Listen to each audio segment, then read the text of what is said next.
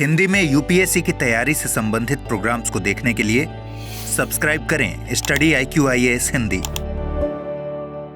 Hello दोस्तों, स्वागत है आप सबका स्टडी IQ-IAS हिंदी पे। मैं ललिता दहिया। दोस्तों, चाइना विश्व की सबसे बड़ी अर्थव्यवस्थाओं में से एक है, ध्यान रखिएगा। अपनी छाप छोड़े हुए है आर्थिक मामलों में चाइना, निश्चित तौर पे और विशेष तौर पे विनिर्माण के क्षेत्र में।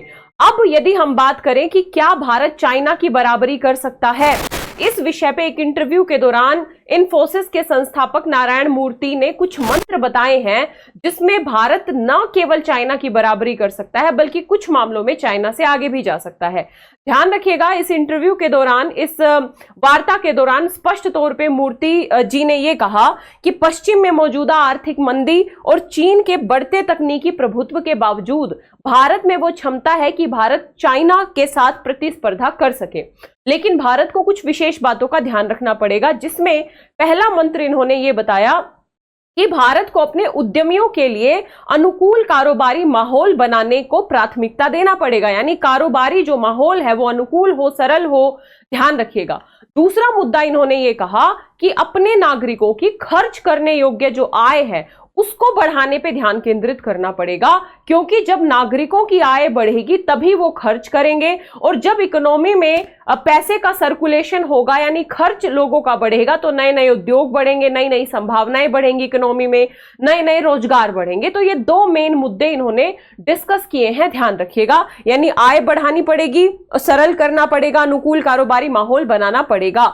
अगर आय बढ़ेगी नागरिकों की तो स्पष्ट तौर पे जो द्वितीयक और तृतीयक क्षेत्र के उपभोक्ता खर्च को प्रोत्साहित करने के लिए महत्वपूर्ण है, जिससे रोजगार सृजन को बढ़ावा मिले।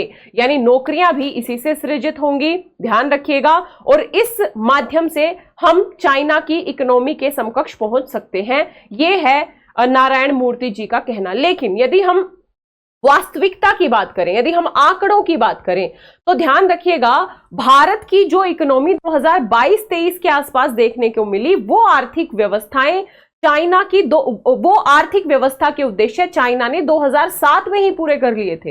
ये एक बड़ा गैप देखने को मिलेगा इंडिया और चाइना की इकोनॉमी में। इसे हम कुछ आंकड़ों के माध्यम से समझने का प्रयास करते हैं। 2007 में जो भारत की वर्तमान स्थिति है वो चाइना के 2007 की स्थिति के समतुल्य है। जैसे यदि हम बात करें 2023 में 22 में लगभग हमने 3.5 ट्रिलियन डॉलर हमारी अर्थव्यवस्था पार कर गई। इतनी अर्थव्यवस्था चाइना की 2007 में पार कर गई थी।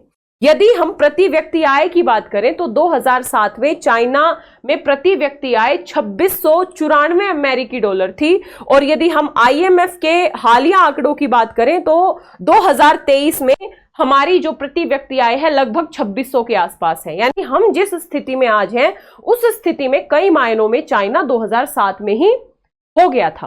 तो ये एक बड़ा गैप देखने को मिलता है इंडिया और चाइना की इकोनॉमी के बीच में। इस गैप के पीछे कुछ रीजन भी होंगे। इसमें सबसे पहला कारण है निवेश अनुपात में अंतर। यदि चाइना की बात करें तो चाइना सकल घरेलू उत्पाद में चीन का जो निवेश है वो लगातार उच्च रहा है, और भारत का ये जो GDP अनुपात में निवेश है ये कम रहा है चाइना की तुलना में। यदि आंकड़ों की बात करें तो 2012 से 2021 तक चाइना का GDP की तुलना में जो निवेश है वो लगभग 43% था, और भारत का जो निवेश है वो मात्र 29% था। तो निवेश जब ज्यादा होगा तो निश्चित तौर पे आर्थिक जो अवसर हैं, उद्योग हैं, या हम ये कहें पूरी अर्थव्यवस्था बेहतर तरीके से काम करेगी। तो निवेश का एक बड़ा अंतर आज भी देखने को मिल रहा है यदि हम चाइना और भारत की कंपैरिजन करें तो।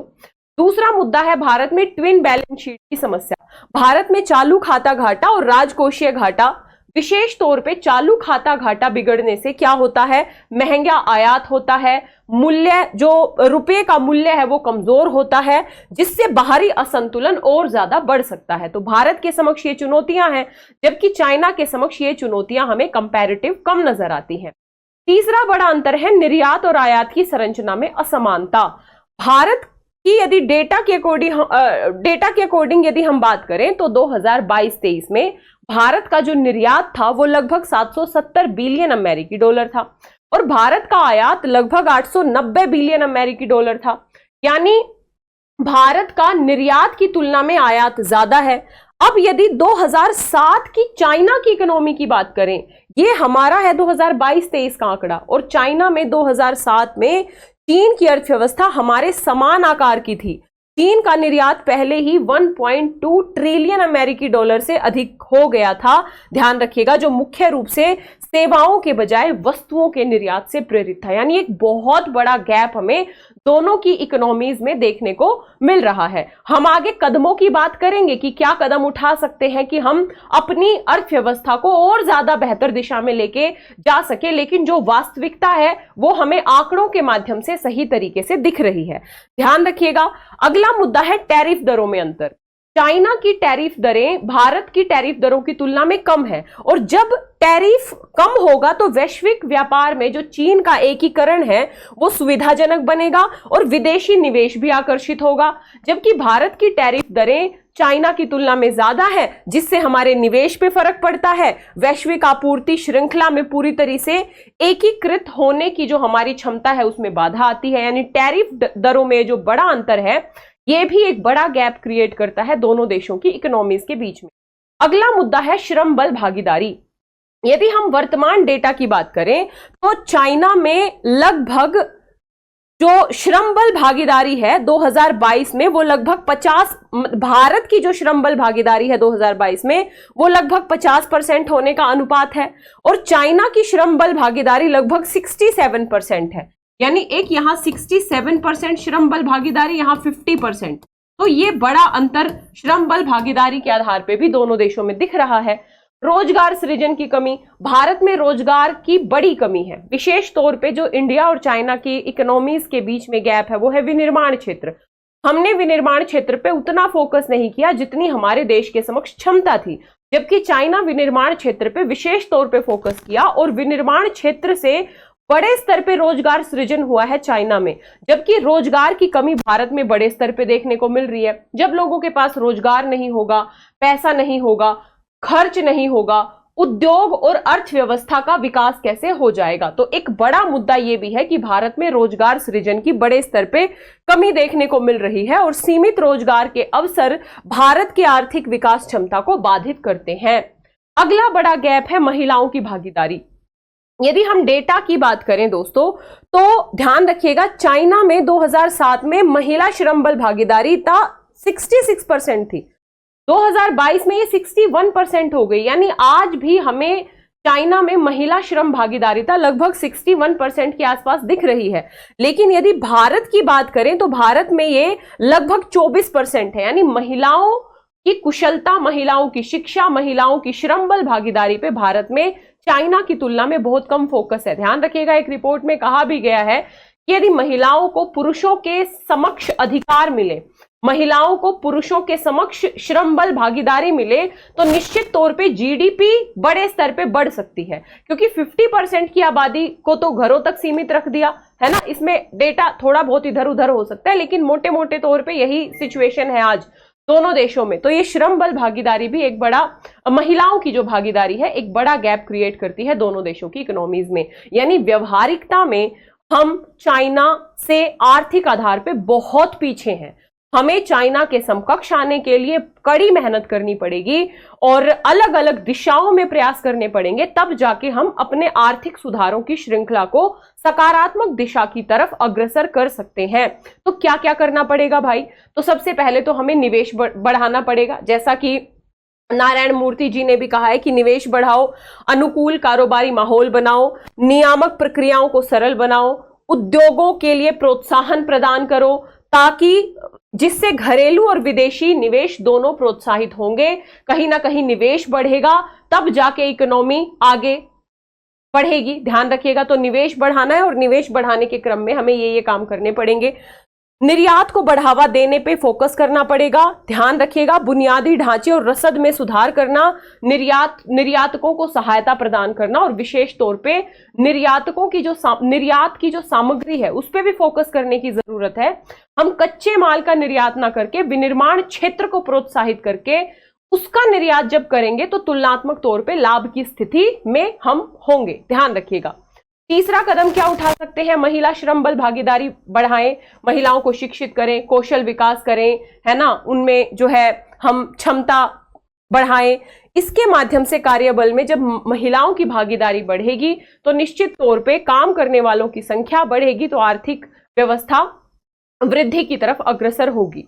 अगला है औपचारिक विनिर्माण, रोजगार अवसर पैदा करना। विनिर्माण क्षेत्र पे विशेष तौर पे फोकस करने की जरूरत है।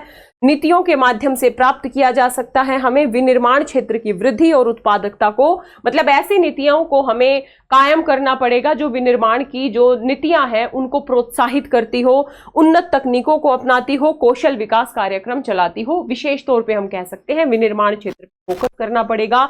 रोजगार के अवसर बढ़ाने पड़ेंगे, अनुकूल निवेश का माहौल बनाना पड़ेगा जैसा कि मैं आपको बता चुकी हूं, और साथ ही हमें शिक्षा और कौशल विकास पे फोकस करना पड़ेगा, क्योंकि भारत में जनसंख्या तो बड़ी है।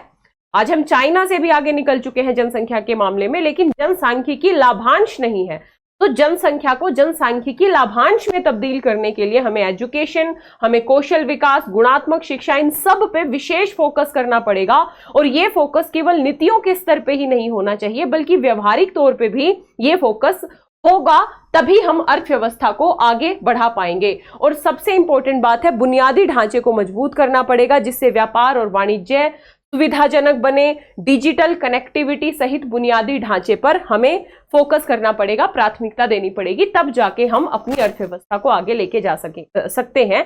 लेकिन फिलहाल यदि व्यवहारिकता की बात करें तो आर्थिक मामलों में हम अकॉर्डिंग टू डेटाज चाइना से अभी काफी पीछे हैं। हालांकि हम में वो क्षमता है, हम यदि अपनी जनसंख्या को जनसांख्यिकी लाभांश में बदलें, हम बेहतर तरीके से विनिर्माण, रोजगार, नागरिकों की आय बढ़ाने पे, बुनियादी ढांचे पे, निवेश को अनुकूल बनाने पे, महिलाओं की श्रम बल भागीदारी बढ़ाने पे फोकस करें, तो निश्चित तौर पे हम अर्थव्यवस्था में बेहतर कर सकते हैं। लेकिन उसके लिए नीतियां बेहतर बनानी पड़ेंगी और सबसे इंपॉर्टेंट है नीतियों का क्रियान्वयन बेहतर तरीके से हो, इसके लिए सुचारू एक ढांचा तैयार करना पड़ेगा। तो ये एक छोटी सी परिचर्चा थी। आपका क्या कहना है इस विषय पे कमेंट बॉक्स में अपने विचार जरूर बताइएगा। इसके साथ ही यदि आप 2025, 26 या 27 में यूपीएससी का अटेम्प्ट देना चाहते हैं तो आप हमारे P2I यानी प्रीलिम्स मेंस इंटरव्यू बैच से जुड़ सकते हैं। ये कंबाइंड बैच है जिसमें फाउंडेशन बैच पीटी के साथ मेंस इंटरव्यू सारी की सारी चीजें इसमें कंप्लीट होंगी। अगर एडमिशन लेना है तो स्टडी IQ की ऐप या वेबसाइट पे जाना है। इस वीडियो के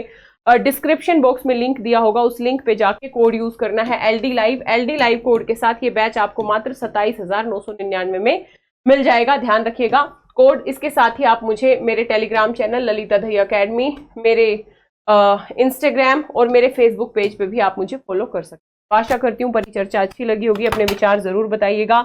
मिलेंगे इसी तरीके की अगली परिचर्चा में। Thank you. हिंदी में यूपीएससी की तैयारी से संबंधित प्रोग्राम्स को देखने के लिए सब्सक्राइब करें स्टडी IQ IAS हिंदी।